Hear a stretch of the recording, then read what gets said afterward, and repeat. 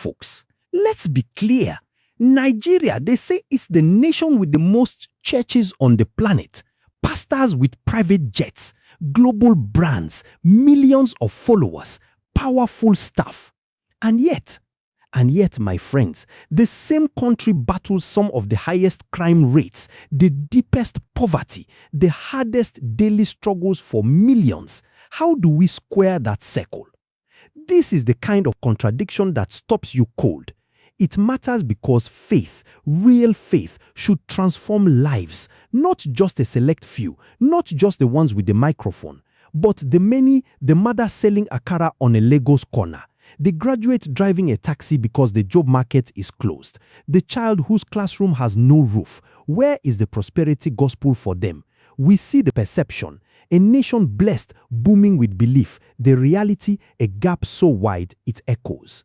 Is it a crisis of faith or a crisis of priorities? When tides flow upward, but opportunity doesn't flow down, what are we building? A community or a corporation?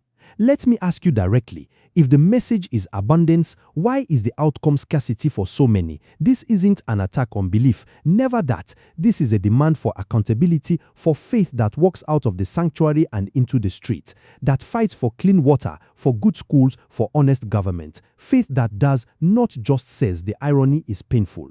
The richest shepherds, the most vulnerable flock, and crime, desperation doesn't listen to sermons. Folks, it makes decisions. When hope is a distant promise and not a present reality, people navigate the world they have, not the one they're told about. So here's the closing thought. Belief can move mountains, but maybe it's time to move resources, move policy, move compassion from the collection plate to the community project. Nigeria doesn't need more spectacular cathedrals. It needs cathedrals of action, because a prayer without a plan, without justice, without tangible change is just sound. And the people, the faithful, the struggling, they deserve more than sound. They deserve a tomorrow they can actually live in. That's the real testimony.